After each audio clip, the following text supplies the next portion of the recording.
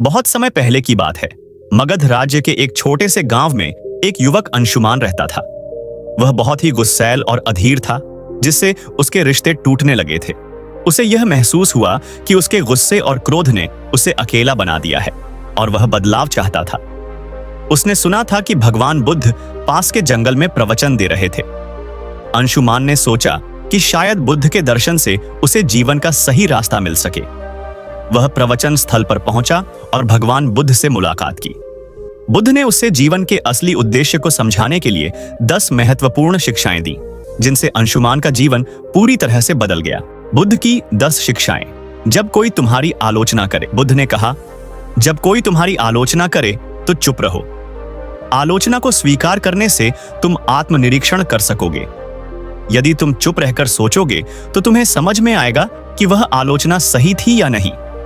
जब कोई तुमसे बहस करे तो चुप रहो। बहस में अहंकार की जीत होती है, सत्य की नहीं।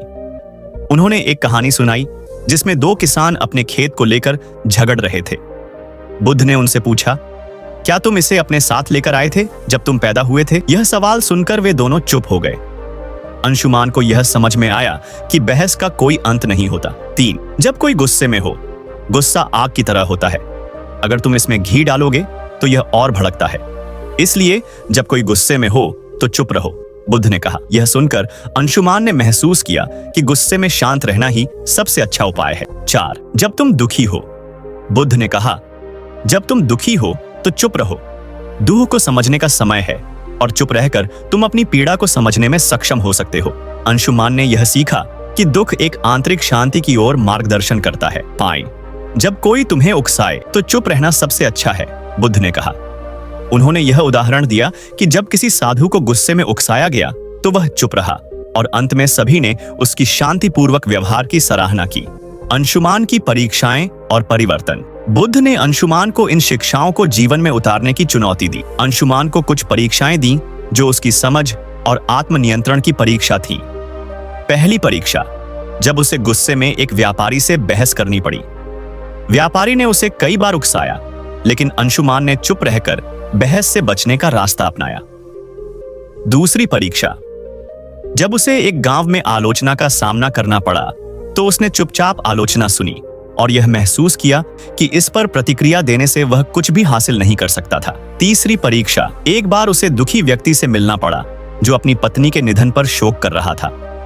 अंशुमान ने अपनी चुप्पी से उसे सांत्वना दी और धीरे धीरे उस व्यक्ति को शांति मिली। इन सभी परीक्षाओं ने अंशुमान को यह सिखाया कि चुप रहकर न केवल दूसरे लोगों को शांत किया जा सकता है, बल्कि खुद को भी मानसिक शांति मिलती है। अंततः अंशुमान ने बुद्ध की इन 10 शिक्षाओं को अपने जीवन में पूरी तरह से अपनाया। अब वह गुस्से, आलोचना और दुख से निपटने के लिए खुद को तैयार महसूस करता था। उसकी चुप्पी ने न केवल उसके जीवन को बदला, बल्कि उसके रिश्ते भी सुधर गए। वह अब जान चुका था कि असली शक्ति चुप्पी में है और यही उसकी आंतरिक शांति का रास्ता बन गया। अब अंशुमान एक नया व्यक्ति बन चुका था और उसने जीवन को नए दृष्टिकोण से देखना शुरू कर दिया था।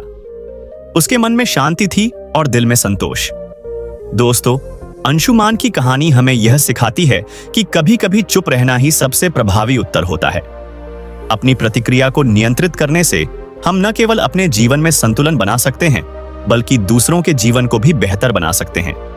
बुद्ध की ये 10 शिक्षाएं जीवन में सच्चे बदलाव की कुंजी हो सकती हैं और उन्हें अपनाकर हम जीवन में अधिक शांति और संतोष पा सकते हैं।